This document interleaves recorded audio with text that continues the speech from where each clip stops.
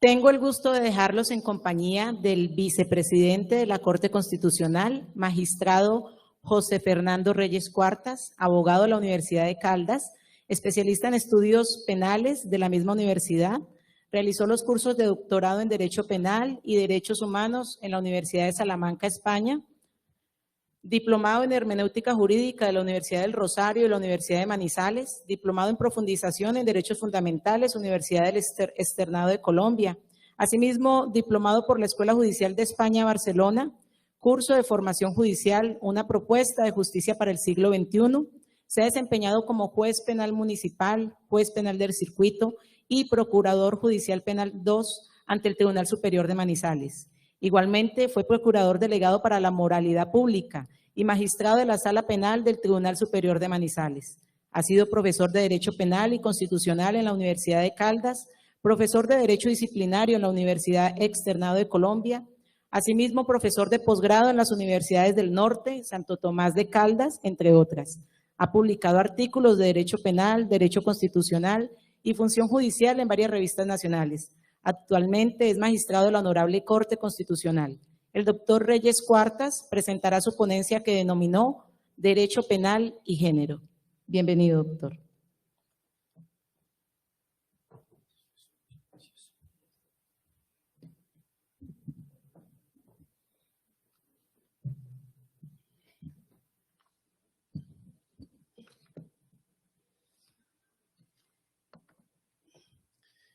Muy buenos días a todos y a todas los que nos acompañan en esta jornada académica que ya se ha institucionalizado en la Sala Penal del Tribunal de Cali.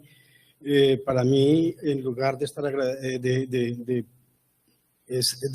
ser objeto de sus palabras, doctor Leosmar, soy muy agradecido con su consideración de permitirme estar aquí y dirigirme a ustedes. En primer lugar, quiero saludar muy especialmente al doctor Fernando León Alberto Bolaños, magistrado de la Corte Suprema de la Sala Penal. En segundo lugar, aunque no lo veo, al doctor Orlando Echeverri, presidente del tribunal, al doctor Leosmar, coordinador general de este evento, y también, en último lugar, al doctor César Castillo, presidente de la Sala Penal del tribunal, y también de coterráneo de la ciudad de Manizales. También, finalmente, quiero sensibilizarme y saludar a Darío Hipólito, a quien solo conocía en sus libros, pero hoy he descubierto que me une un ADN profundo. A veces, no sé si todos sentimos esto que hoy siento viendo a Hipólito a mi frente, y es que hay gente que nunca hemos visto en la vida ni hemos conocido, pero parece que fuéramos hermanos hace 1000 años. Cuando yo en 1995, a primeros de febrero, estaba en Salamanca, en la librería Cervantes, llegó entonces el libro Derecho y Razón, Diritto e Ragione, la teoría del garantismo penal, que tiene como unas 1000 no sé cuántas páginas, y para mí fue algo absolutamente fulgurante. Yo pienso que en la sensibilidad de un jurista, encontrarse a Ferrajoli significa sin duda un patrimonio, quizá también sí por lo que aprendes y por lo que eres, pero sobre todo por cómo te transforma. A partir de eso, entonces, pues bueno, luego me he hecho muy amigo de Perfecto Ibáñez, con quien veo que tienes la misma sensibilidad. Yo a Perfecto Ibáñez le digo el juez perfecto, porque en realidad es perfecto, y no apenas en el nombre. Bueno, él tiene algunas anécdotas con su nombre que le han ocurrido que son bastante simpáticas, que no hay tiempo para recordarlas, pero digo, aquí me moro también a Perfecto Ibáñez, nuestro amigo común, y digo, parte de nuestro ADN, y sobre todo, cómo no, de maestro Luigi Ferrajoli, de quien todos somos unos deudores y cuya deuda ya es impagable, para quienes creemos en el derecho como garantía, para quienes creemos en que el derecho debe ser un ejercicio de razón y que en todo caso creer menos en el derecho penal, en la pena, en su reducción y en todas estas cosas que como un catecismo hemos aprendido del maestro Ferrajoli. Veo, digo, con Hipólito, que tiene además el privilegio por mí envidiado de trabajar en Roma III, creo que disfruta usted de un privilegio que pocos humanos que creemos y que abrevamos y que sentimos, que Luigi Ferrajoli nos ha transformado científicamente. Así que bienvenido a Cali, doctor Hipólito, y ojalá hoy que lo conozco, que lo reconozco, ¿sí? Pudiéramos en todo caso estar conectados para el futuro. Agradezco pues su presencia en Cali, todas sus lecciones y enseñanzas y todo lo que hoy nos ha recordado. Bien, pues para ir pronto, porque digo, el tiempo también es corto, quiero decirles que voy a hablar 3 o 4 cosas sobre temas que en realidad no comprometen mi función como juez. Ustedes saben que ser juez del Tribunal Constitucional es difícil, sobre todo porque cuando uno es juez de un tribunal como el Tribunal Superior, pues no hablará de los procesos que tiene el escritorio, pero pues resulta que cuando veo que allí hablan de convencionalidad, pues ya ustedes vieron lo que está pasando con la convencionalidad desde ayer. Hemos descubierto ayer que la Convención Americana prevalece sobre la Constitución Política de Colombia y que en todo caso cualquiera puede hacer una interpretación convencional incluso contra la de la Corte Constitucional y contra la de cualquier juez. En fin, vamos aprendiendo cosas y todos los días no terminamos de aprender. Yo vivo muy agradecido en todo caso con lo que me enseñan todos los que de estas cosas opinan. Bien, voy a hablar de derecho penal y mujer.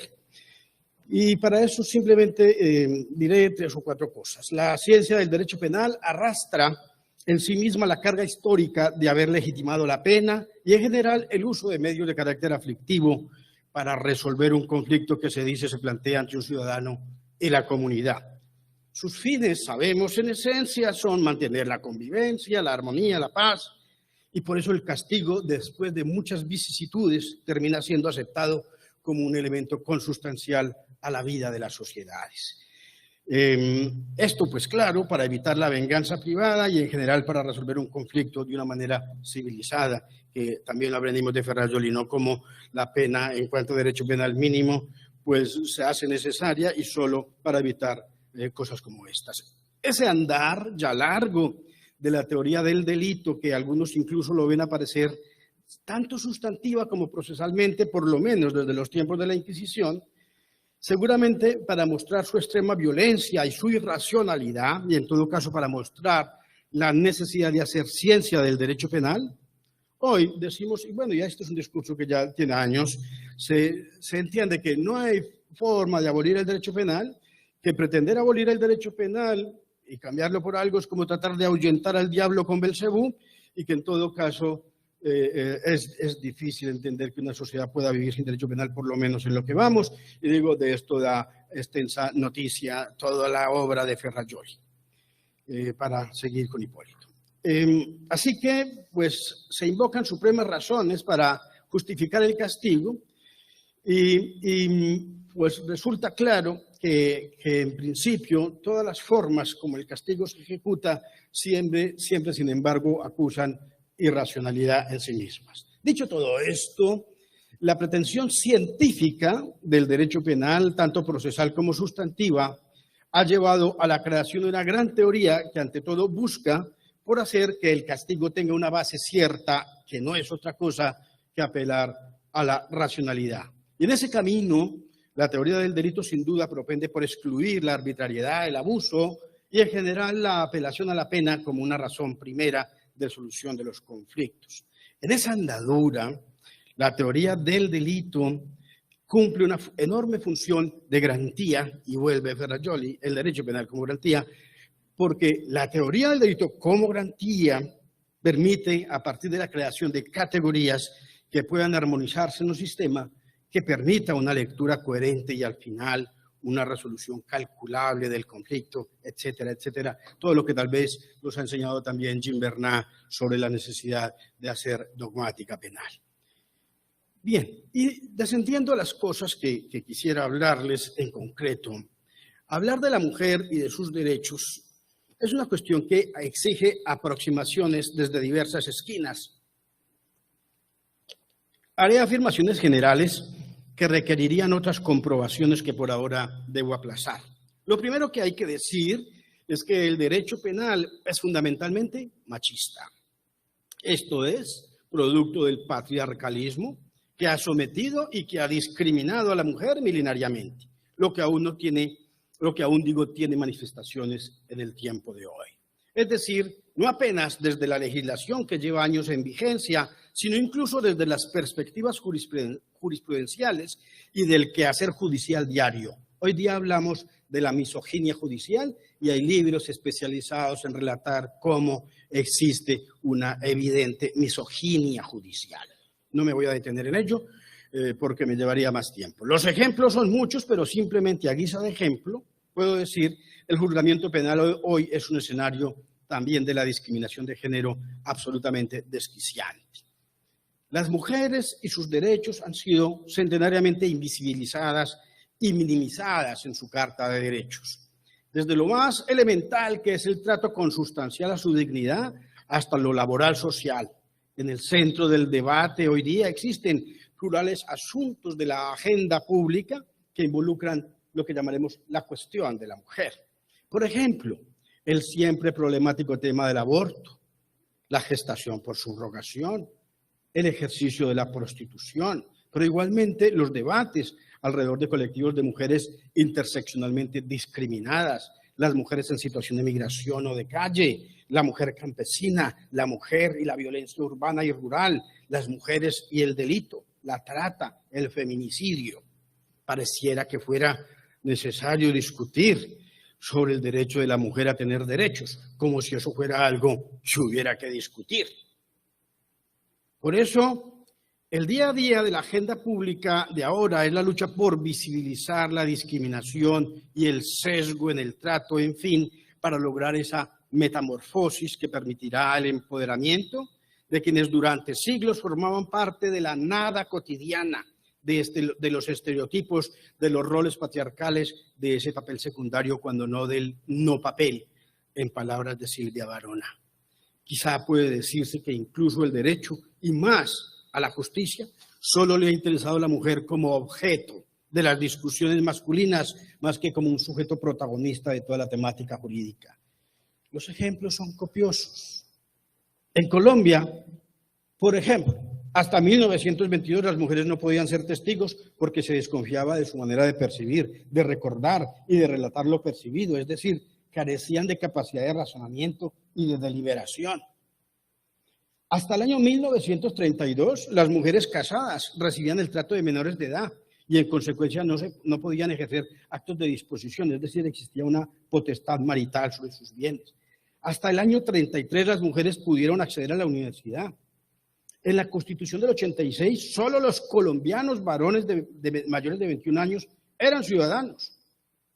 Fue apenas en el 45 cuando se les otorgó ciudadanía, en el 54 se les otorgó derecho de elegir y por fin pudieron hacerlo en el 57, es decir, antier, en términos históricos. Paradójico resulta que si bien el estereotipo le imponía a la mujer el rol del cuidado de los hijos, solamente hasta el año 1968 se les permitió ejercer la patria potestad sobre los hijos, que se reservaba de manera exclusiva a sus padres.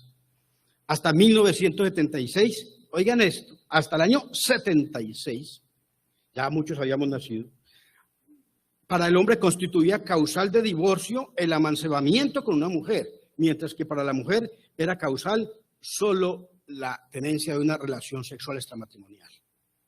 Es decir, en uno la permanencia y en otro la fugacidad. En España, la primera mujer en asistir a la universidad a estudiar Derecho fue Concepción Arenal, que en Derecho Penal es conocida en temas penitenciarios, y tuvo que hacerlo vestida de hombre, y solo hasta 1910 se les permitió a las mujeres ejercer el derecho. Aquí y allá, las discriminaciones en el derecho civil y político eran similares. Al decir de Silvia Varona, esa sociedad estaba pensada y diseñada por varones, y en ese pensamiento la mujer inferior al hombre, débil y necesitada de protección, no era compañera de vida, sino de satisfacción, no era creadora, sino reproductora, no era libre, sino sometida. Solo hasta el año 1966 en España, miren esto, lo simpático, las mujeres pudieron ser juezas, porque poseían ciertos atributos incompatibles con la función judicial, a saber, su ternura, su delicadeza y su sensibilidad. Es que no podemos tener gente sensible juzgando personas y por eso las mujeres no sirven para juez. Hoy día, aquí y allá, la judicatura está mayormente ocupada por mujeres que acceden a esos cargos en virtud del mérito por el sistema de carrera. Sin embargo, en las altas cortes, ello aún no es realidad en ninguno de los extremos, porque a esas corporaciones el ingreso no es por el sistema de carrera. El 30% de las altas cortes en Latinoamérica, apenas, creo que entre el 22 y el 30% lo ocupan mujeres. Y en alguna ocasión, hace un par de años, la Corte Suprema de Italia, de 20 algo, 27, creo que solo tenía como 1 o 2 mujeres. Y en un remesón que hubo como de 17 o 18, todos fueron hombres. Ha dicho Victoria Camps que el siglo XXI, Victoria Camps, es el siglo de las mujeres. Pero ello tiene que pasar del discurso al hecho y entre nosotros esa andadura es aún incipiente. Y no apenas porque las difíciles condiciones socioeconómicas todo lo vuelvan más difícil, pero aún más para las mujeres, sino porque es necesario deconstruir el aprendizaje machista que aún se imparte en escuelas y colegios, que empieza en los hogares y que muta en machismo a ultranza aún más potente en su poder dañoso cuando se vuelca en la sociedad misma y en sus instituciones de justicia, de gobierno, en el Congreso, en la universidad, en la economía. La mala educación o la ausencia de ella empodera al varón de una condición que le es ajena naturalmente y por esa senda su labor diaria de cosificación de la mujer se vuelve inabarcable, desde la violencia doméstica ejercida sobre la mujer y los hijos hasta la que se vuelca sobre todas las mujeres que en sus pasos algo tengan que ver. Sin duda, la epidemia peor que aún no tiene cura es la violencia basada en género. Por eso, uno de los grandes compromisos en la agenda de los gobiernos de hoy con las mujeres es fortificar a través de la educación y en todos los niveles la necesidad de eliminar todos los sesgos de género y particularmente luchar contra la violencia basada en el género, uno de cuyos ejemplos claros es, por ejemplo, entre nosotros el delito de feminicidio, que es una epidemia aquí y en países como España, en México. Sin embargo, piensen ustedes, siendo como es una epidemia, en Colombia no existe una jurisdicción penal de violencia basada en género. No existe. No existen juzgados de guardia de violencia basada en género como en España. Estamos retrasados y no obstante que el Consejo Superior de la Judicatura tiene 3 mujeres adentro, aún no se ha pensado esto. Algunas órdenes que me ha tocado proyectar en mi función de juez constitucional van por esta senda y digamos que en lo que me queda de mandato en la Corte procuraré que cosas como estas sean realidad. Es necesaria una jurisdicción de violencia basada en género porque esta epidemia, yo no soy tan optimista de que se va a acabar, pero tiene que reducirse y tiene que, en todo caso, ir por otros senderos. En fin, digo, estos delitos, esta forma de legislar, esta forma de ver el asunto de la mujer, aún no alcanza, digamos, la visibilización que es necesaria. Por ejemplo, alguna decisión que trabajé hace un año me dejó muy satisfecho y encuentra unas relaciones que son absolutamente, a veces uno plantea el tema y la gente no entiende por dónde cogerlo. Gestión menstrual e impuestos. ¿Qué tiene que ver los impuestos con la gestión menstrual? Tienen mucho que ver, mucho que ver. Alguna sentencia que me ha tocado, digo, y además hemos hecho algún debate en el externado sobre ello. En fin, digo, la legislación sigue siendo machista. Miren ustedes, simplemente para que vean esto lo aprendí porque algún día cuando Venezuela era una república, yo fui por allá y daba unas clases en varias partes. Íbamos con Juan Fernández Carrasquilla, mi maestro, con Jessy Reyes, con Manuel Grosso, íbamos por muchas ciudades hablando de temas del delito. Y cuando uno leía el Código Penal de allá, encontraba la redacción del adulterio, del artículo 394. La mujer adúltera será castigada con prisión de 6 meses a 3 años. La misma pena es aplicable al coautor del adulterio. Ella es la adúltera y el otro simplemente pues colabora en el hecho, pero en realidad no es. El 395, el marido que mantenga concubina en la casa conyugal, o sea, de asiento, o también fuera de ella, si el hecho es notorio, será castigado con prisión de 3 a 18 meses, solo si es notorio. La condena produce el derecho de pérdida del poder marital, ya no manda en la casa. La concubina, en todo caso, será penada con prisión de 3 meses a 1 año.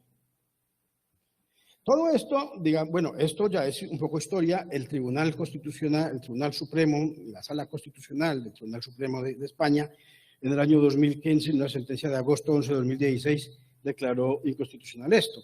Pero estamos hablando de 2016, o sea, la tarde de ayer, ¿sí? Ya no podemos decir anteayer porque... En fin, la administración de justicia, fundamentalmente ejercida en otros años por hombres, o preponderantemente por hombres, también está llena de citas para olvidar, plenas de sesgos machistas, por ejemplo, en la forma de asumir la infidelidad en la relación conyugal y el juicio por divorcio, la existencia de un débito conyugal sexual y por ende la inexistencia de delitos sexuales en el interior del matrimonio, la famosa vis gratia puellis y el tema del consentimiento en los delitos sexuales. A propósito de lo que decía el profesor Hipólito de los jueces que todavía tienen diccionarios de latinazgos en el escritorio y creen que posan de inteligentes y de muy sabiondos porque citan 10 frases que nadie las va a entender, que solo él las entiende y que en todo caso son un fastidio para la lectura, cuando en realidad podemos escribir y escribir muy plácida y muy tranquilamente. Bueno, aquí habría que hacer algún excursus sobre las sentencias breves y en todo caso sobre la necesidad de escribir empáticamente. Yo recién he escrito una sentencia donde le escribíamos a un niño lo que había pasado y veo que el Tribunal de Bogotá algo ha imitado una sentencia penal y creo que esas son las imitaciones que valen la pena. Es decir, dentro de los procesos penales hay niños, hay personas en condición de migración, hay obreros que son analfabetas en los juicios laborales, hay personas con discapacidades manifiestas, en fin, a esas personas hay que hablarles y hay que hacerles sentencias especiales, no llenas de latinazgos, de gerundios y una gran cantidad de formas de redactar absolutamente inaprensibles. He tomado nota de Moratori, profesor, para buscarlo porque hasta hoy lo conozco. Así, en reciente decisión, por ejemplo, de la Corte Suprema del 1 de febrero de 2023, de nuestra Corte Suprema, ante la aseveración, quiero no decir lo que dijo el Ministerio Público, pero reseño esto, ante la aseveración del Ministerio Público, el defensor de los intereses de la sociedad, de existir duda probatoria sobre el consentimiento. Oiga lo que dice el Ministerio Público. Esas dudas sobre el consentimiento, abro comillas, están fundadas en la ausencia de actos de resistencia física o de manifestaciones verbales de oposición o llamados de auxilio por parte de la víctima, de quien afirma no se opuso a la conducta sexual en la que se vio involucrada. O sea, además de violada, tiene que ser heroína. La Corte concluyó que la víctima no estaba obligada a actuar en una determinada forma para que se pueda establecer que la acción del autor fue violenta. Tampoco tiene que hacer manifestaciones de repudio ni proferir palabras de auxilio, bastando con la determinación de su voluntad. Y esa voluntad, entre otras, esto es una sentencia tal vez del Tribunal de la Audiencia Provincial de Canarias, si mal no recuerdo, el consentimiento no tiene que ser obviamente, es decir, la discusión española del solo sí es sí es lo que tiene que imponerse. Es decir, todo lo demás, el abuso, todo surge de la posición dominante de quien violenta a la mujer y no acudiendo al contexto de si se opuso o no se opuso, si parecía que le gustaba, que eso es la vis gratia puellis. La vis gratia puellis, para los que de pronto no estén familiarizados con el término, significa una pequeña fuerza de resistencia que la mujer debe oponer en el acto sexual para no parecer casquivana, regalada, en fin. No, yo sí quiero, pero tengo que para no, en fin. Y entonces eso lo estudiaron y eso está en Carrara, muy estudiado, bueno, qué pena de Carrara, la vis gratia puellis como un elemento que ayuda a discernir el consentimiento. Pues no, si no hay sí, no hay acto. Así de claro, así de expreso, así de simple. De esta sentencia de la Corte es destacable esa conclusión, pero también llama la atención la argumentación tanto de la defensa como la de quien dice representar los intereses de la sociedad, quienes al decir de la sentencia dijeron que, oigan lo que dicen un abogado que pasó por una escuela de derecho y un procurador que dice que procura por nuestros derechos. Dijeron, comillas, si la acusada vio que el procesado en el ascensor cuando iban bajando al primer piso tenía una actuación lujuriosa hacia ella, ¿cómo después entra sola al apartamento con él? Y que él haya podido entrar al apartamento, cerrarlo con llave, bajar un colchón que estaba colgado en la pared, desvestirse, ir por un condón, y no se escuchó en ningún momento que ella haya dado gritos de auxilio, nada de eso, ni que haya existido una manifestación de ella, ya que es un apartaestudio pequeño. Era un miércoles como a las 9:30 de la noche, donde hay silencio, y había unos compañeros en el primer piso que no escucharon nada. Por ello obtuvo el reproche justificado de la Sala de Casación, que le dijo que estas eran evidentes afirmaciones que causaban una segunda afrenta a la mujer violada. Ustedes recordarán en España, bueno, no me voy a detener ahí porque el tiempo va pasando, el famoso caso de La Manada y el sí es sí y la discusión que tiene encendida la política española ya hace casi un año sobre esta cuestión. Si ustedes entran al diario El País y le ponen entre comillas solo sí es sí, les van a salir unos 200 artículos para que ustedes vean el grado de la discusión entre si era abuso sexual o si era violación, ¿sí? O violencia sexual, y la diferencia de pena es sustantiva. Y entonces, por ejemplo, los oficiales que, como estos muchachos filmaron a la chica abusada, entonces decían, no, pues pero a ella no dice nada. Como que lo consiento, o sea, es neutra, hasta parece gustarle. 10 contra 1. Bien, entonces, esto que digamos es como un planteamiento general de lo que hay y que obviamente tendría muchas más consideraciones, me da pie para hablar de un tema que siempre ha sido un tema de mi ocupación. Como decía la presentadora, yo he sido juez penal por más de 30 años y solo en el último tiempo, por las razones que fuere y del destino, estoy en el Tribunal Constitucional, donde también estoy muy a gusto pero mi oficio ha sido fundamentalmente el otro, y he sido profesor de teoría del delito por muchísimo tiempo. Y entonces la pregunta es, ¿y qué tiene que ver la teoría del delito con el género? ¿Eso tendrá algo que ver? Pues bien, la profesora argentina Marcela Hopp ha mostrado cómo la teoría del delito, a pesar de su bien defendida cientificidad, en veces no logra superar la sindicación de poseer importantes sesgos de género. Y termina mostrando que hay un dejo machista en la construcción de la teoría del delito. Por ejemplo, la profesora Hopp muestra cómo, por ejemplo, la teoría de la imputación objetiva puede tener en ocasiones sesgos de género. Cuando yo hablaba de esto en el externado a principios del año pasado, había unos profesores de allí importantes y les decía, sí, el género tiene que ver con la imputación objetiva. Y pues todos decían, ¿y cómo por qué tiene que ver la imputación objetiva con el género? Y a partir de ahí hicimos un diplomado de Derecho Penal y Género de 120 horas a partir de esas preocupaciones de ese día. Y ya lo terminamos y vamos a hacer seguramente de pronto un posgrado o algo así distinto. El estudio de la profesora Hopp muestra como, por ejemplo, la teoría de la imputación objetiva en ocasiones tiene sesgos de género. Recuérdese que esta teoría nació como una forma de corrección del tipo y luego en general como un elemento del tipo objetivo. Voy rápido porque esto lo saben todos ustedes.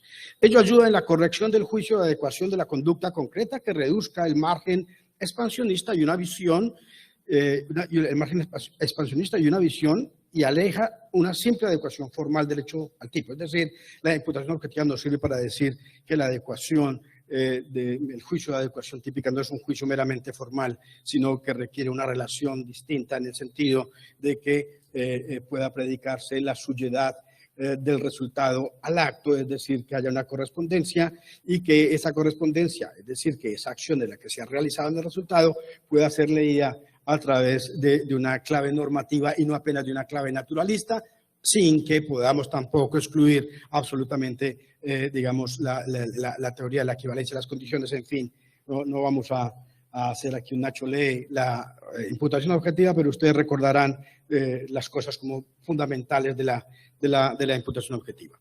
Está claro en la teoría del delito que cuando no es posible comprobar la existencia de un riesgo permitido o la creación o la elevación de un riesgo, entonces no es posible imputar el resultado. Entonces se preguntará uno, ¿qué tiene que ver la perspectiva de género con la imputación objetiva?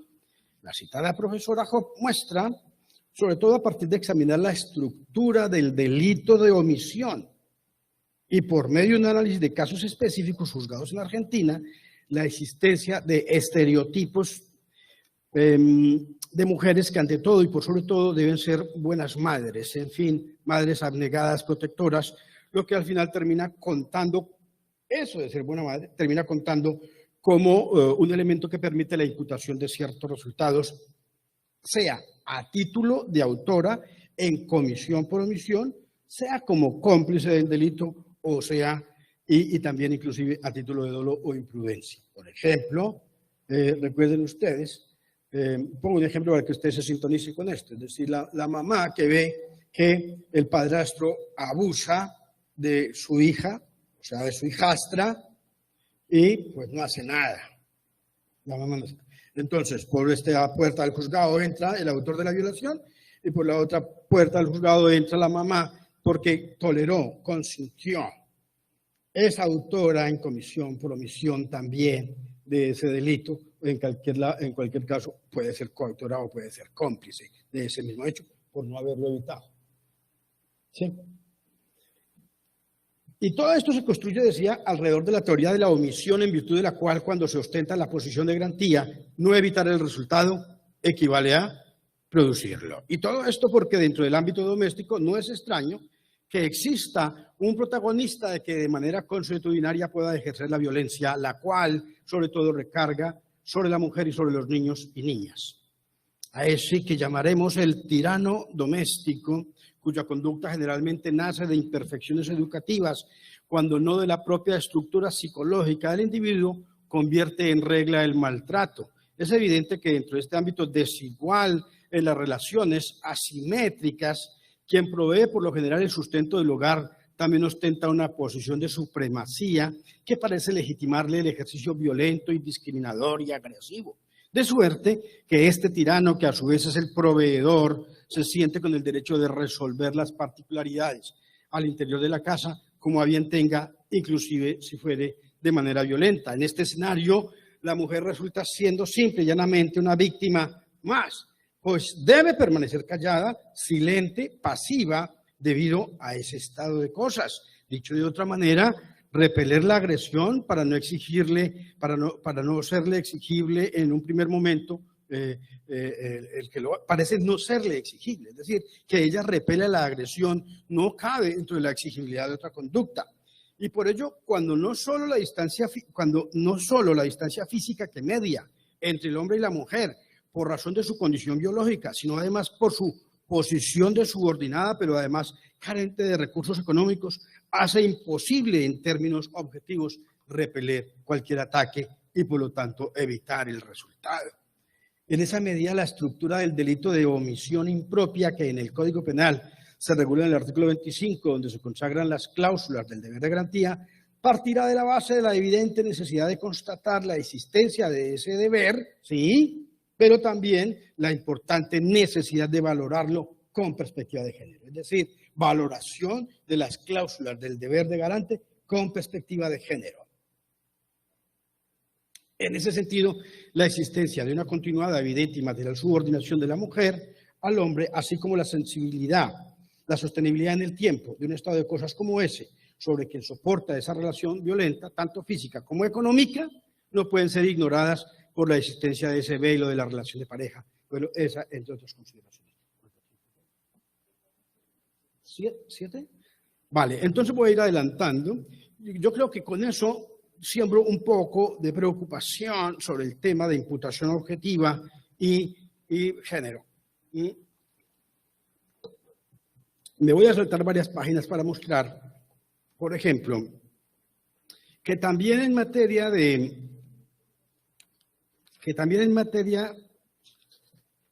antijuridicidad y de culpabilidad hay cuestiones que son importantes de destacar. Voy a saltarme aquí todo lo del consentimiento, que es un largo discurso, un largo problema. Me interesa el de la antijuridicidad, porque además ha tenido también algunos casos en Colombia. Y también en esta sede, digo, de la antijuridicidad pueden observarse con detalle algunas formas de abordar los tradicionales problemas que se abordan en este punto. El caso quizá más problemático, el de la legítima defensa, que como se sabrá, parte de la necesidad de defender un derecho propio o ajeno contra un peligro actual o inminente, no evitable de otra manera y con razonable proporcionalidad. Esto es como un checklist, ¿eh? Y así nos lo enseñaron, y así toda la vida hemos funcionado, ¿sí? Cuando tenemos un caso en el escritorio, bueno, en la tranquilidad del escritorio, las cosas suceden distinto de como sucede en la vida real. Pues bien, esa teoría, acuerde pues la actualidad, la proporcionalidad, bueno, a lo que hay que sumar pues otras cuestiones sobre las restricciones ético-sociales a la legítima defensa, entre otras, ¿no? Pues bien, esta teoría tiene una puerta de entrada que es la existencia de ese riesgo, de un riesgo que amenaza de manera seria un bien propio o ajeno. O sea, sin riesgo no hay legítima defensa, ¿sí? Pero ese mal se observa ya encima o en todo caso es casi seguro por su inminencia. Sin riesgo actual o inminente, dicen todos los textos, no hay legítima defensa, ¿eh? No hay legítima defensa. Esto es, no hay legítima defensa preventiva, ni tampoco existe ex post factum, o sea, después del acto. Porque a lo que equivale eso es a la venganza. Eso es un catecismo que nos aprendimos todos, doctor Bolaños, y creo que lo recitamos mejor que Padre Nuestro, pues seguramente, todos los que somos jueces penales. Sucede, sin embargo, en la constelación de casos, que lo que suele ocurrir es que las mujeres arrastran escenarios de violencia permanente o reiterada, y todas las violencias, psíquica, económica, psicológica, obstétrica, ¿sí? Se observa cómo el tirano doméstico construye en la casa una relación de dominación en la cual la mujer termina acostumbrándose o tolerando por las razones que ya dijimos. Él es el alimentador, el proveedor, el que paga el arriendo, el que lleva al mercado. Entonces termina por esas razones tolerando ese escenario. Y así se hace ordinario el golpe en la mañana y en la tarde, y también el abuso como derecho sobre el cuerpo de la mujer, sobre pretexto de la existencia, dizque de un débito conyugal. Todavía hay gente que habla del débito conyugal. ¿Sí? Yo no voy en ChatGPT, doctor Guzmán, todavía, pero tampoco pues para uno tener semejante colección de telarañas en la cabeza y seguir hablando del débito conyugal. Bueno, ya hablará de ChatGPT Carlos Andrés, que no lo veo, por ahí estará. Resulta necesario entender que en los acontecimientos de violencia basada en género, el tema de la actualidad o la inminencia debe reconfigurarse o flexibilizarse. O sea, quiero decir, en la inminencia del riesgo, el daño, la posibilidad del daño, debe valorarse con perspectiva de género. Esto incluso con otros elementos como el de la proporcionalidad, como cuando la mujer responde con armas a la agresión con nuda violencia física del hombre. No puede exigirse a la mujer que espere a recibir el golpe o el abuso sexual que se sabe vendrá por razón de la reiteración cotidiana de esos eventos. En uno de los casos de la Corte Suprema, doctor Bolaños, usted me recordará, recuerden, hay un fulano que todos los días se emborracha y llega por la noche, pues, todos los días a abusar de la esposa, pues porque es la esposa, ¿eh? Y esa es su función, ¿sí? La perspectiva de género en clave del análisis de la legítima defensa exigirá entender a partir de ese hecho demostrado que la violencia es consuetudinaria y habitual, que responde a un patrón generalizado y que por lo mismo demandar la simultaneidad del acto agresor con el ejercicio de la fuerza que repele puede ser en sí mismo condenar a la muerte a la víctima. Es claro que esto no puede ser regla general. Hay muchos críticos que en realidad no son críticos jurídicos, sino machistas encubiertos, ¿sí? Que dicen que hemos convertido la perspectiva de género en una presunción y que por lo tanto ni la presunción de inocencia ni no sé qué más ya no rigen porque es la perspectiva de género lo que se impone. Eso es una afirmación, además de ignorante, machista, ¿sí? Es claro que esta no es una regla general para hablar pues de tarifas y que deba concluirse sin el escenario del juicio que ello sea una presunción, del juicio oral que vendrá presencial, ¿sí? Con debate, doctor Hipólito, Aquí se pretendía que los juicios orales donde se construye la verdad, el contradictorio, nulla accusatio sine contradictio, aquí se pretendía por medio del Zoom y del Teams construir el escenario. Los fiscales en su casa o en su oficina con sus testigos, y el defensor en su oficina con sus testigos. Y esa es la verdad que construíamos en el proceso penal en Colombia. La verdad con teleprompter, en todo caso, la verdad. Teniendo unas reglas en el Código de Procedimiento que le dicen al juez que cuando interrogue un testigo, ese testigo se tiene que quedar en la sala, porque si no se va por la sala de al lado a hablar con el otro testigo a decirle qué es lo que tiene que venir a decir. Entonces esas reglas no existen. O sea, todas esas cosas que el legislador pensó no existen. Yo me hago dueño de eso y recibo todos los baldados que quiera. Obviamente lo decidió la Corte Constitucional, pero yo tuve alguna relevancia en la discusión. Es claro que ello no puede ser una regla general, esta forma de analizar la actualidad de la violencia, y que deba concluirse sin el escenario del juicio que ello sea una presunción. No, eso no es lo que aquí quiero sostener. Pretendemos decir que si en cada evento de violencia basada en género, en que se alegue esta justificación, que en cada evento de violencia basada en género, en que se alegue esta cuestión, el analista deberá contextualizar su teoría decantada y pacífica sobre los requisitos esenciales de la legítima defensa, pero a su turno debe ubicarlos en el escenario de ese proceso de degradación moral al que somete el victimario a la mujer violentada, inclusive cotidianamente. Recuerden el caso de una mujer en Barranquilla que el señor llegaba todos los días a violarla por la noche, un día no aguantó, cuando apenas bajó el taxi le metió sus tiros. ¿Sí? No sé si recuerdan ese caso que llegó a la Corte Suprema. Asimismo, dado que estos eventos que generalmente ocurren en el interior de la casa, en un ambiente de intimidad, en veces se tiende la duda sobre la legitimidad de la defensa por la difícil prueba. Es evidente que es difícil la prueba en el ámbito doméstico. Al punto, dígase con claridad, y esto es un homenaje a Juan Fernández Carrasquilla, que toda duda sobre la comparecencia o no de la justificante constituye una duda de la antijuridicidad y en tal medida debe aplicarse el indubio pro reo. Cuando Juan Fernández era magistrado del Tribunal de Medellín hace 1000 años, la jurisprudencia decantada de la Corte Suprema decía que la legítima defensa, doctor Bolillo, acuérdeme, la legítima defensa debe aparecer clara como la luz del mediodía, en virtud de lo cual todo aquello que la ensombrezca la debilita y la hace imposible de reconocer. O sea, las dudas sobre la legítima defensa, contra reo. Cuando en realidad las dudas sobre la legítima defensa son dudas sobre la antijuridicidad, o sea, sobre uno de los elementos estructurales de la conducta, luego entonces si cojea la adecuación de la conducta en su totalidad como injusto total, pues entonces no hay tipo y por lo tanto no hay responsabilidad. Eso es una hechura de Juan Fernández. Voy a acabar con la culpabilidad y 2 minutos. La culpabilidad pretende diferenciar los autores de cada hecho injusto y en esa medida entender los motivos que determinan las conductas, la capacidad de gobernar su actuar mediante las normas y la libertad para escoger el irse por el camino que las mismas le señalan. La culpabilidad parte así de las teorías del libre albedrío, las cuales indican que la persona tiene la posibilidad de encauzar su comportamiento según su conjunto de reglas que le sean imperativas,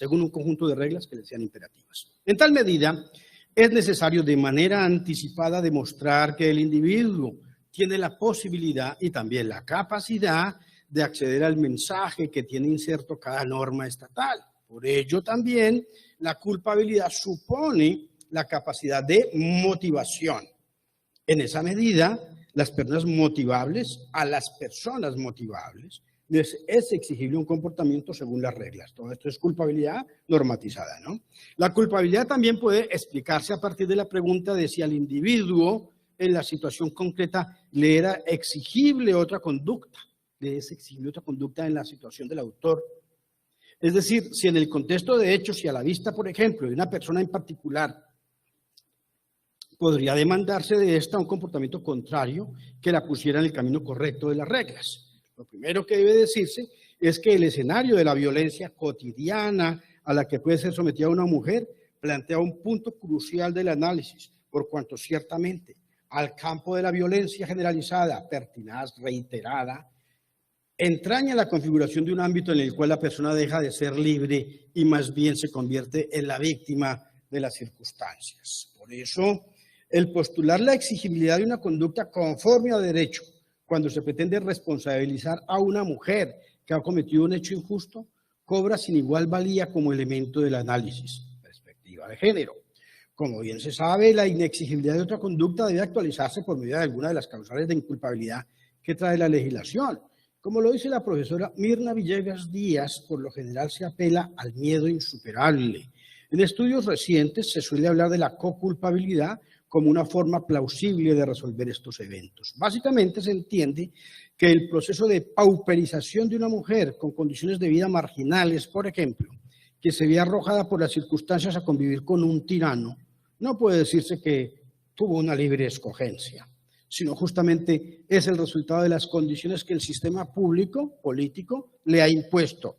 Y en esa medida está claro que un delito fruto de extraordinarias condiciones anormales de motivación la pueden hacer inculpable, pues también ese sistema que hizo un conjunto de promesas a los ciudadanos, que es la Constitución, también las ha defraudado y en esa medida también es responsable. Esto es, digamos, este es un pequeño exordio de un trabajo más largo que estoy haciendo sobre violencia de género y derecho penal, que espero algún día acabar, creo que no está cercano. Los oficios diarios y ahora con emergencia económica y social seguramente quedarán muchísimo menos posibilidades de hacer estas cosas que también nos gustan, pero en cualquier caso, digo, es simplemente, más que cualquier otra cosa, una labor de sensibilización.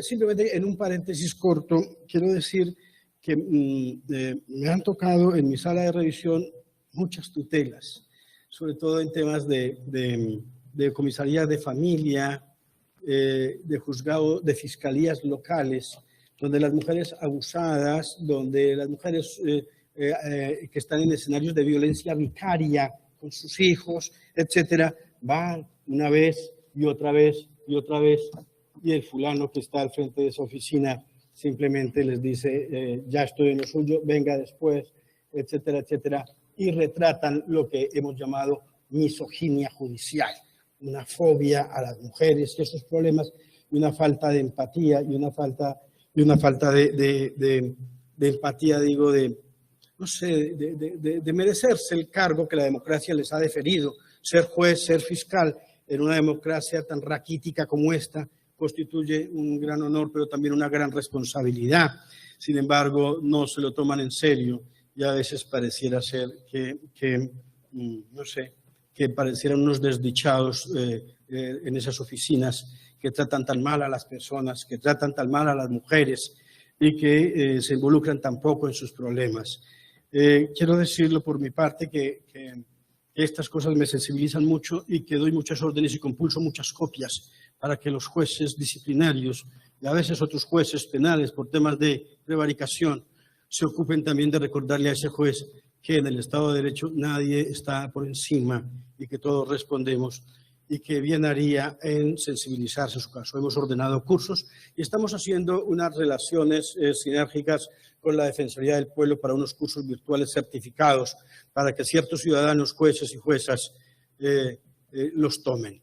Tuvimos un caso de disforia de género de aquí de Palmira del año pasado, donde el juez le preguntaba a un médico que estaba como testigo experto, tal vez le decía, bueno, pero si él, porque no la trataba de ella, a la mujer trans, pero si él se alivia de eso, entonces vuelve a ser normal.